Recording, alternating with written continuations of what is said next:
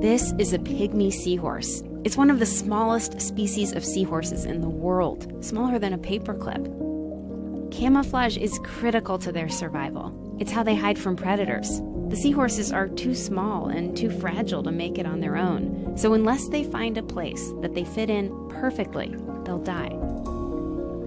So the pygmy seahorses spend their entire adult lives on a type of coral called a sea fan. Orange pygmy seahorses live on orange sea fans. Purple seahorses live on purple sea fans.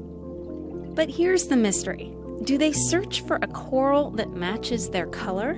Or do they change their color to match the coral?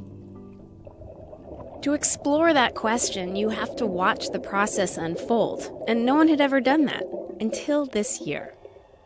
Biologists went to the Philippines and collected a mating pair of orange pygmy seahorses from a sea fan 80 feet below the surface.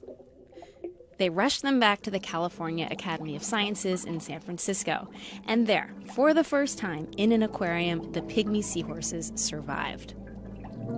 The scientists watched the male and female seahorses performing their daily courtship dance. They saw baby seahorses pop out of their father's brood pouch. The babies all started out a dull brown color, so scientists wanted to know what would happen if they provided a purple sea fan to the offspring of orange seahorses. And they got their answer. The babies turned purple. They grew calcified bumps called tubercles to match the coral's texture. And there they stayed. We humans tend to think of who we are as mostly fixed. But in the ocean, identity can be a fluid and mysterious thing.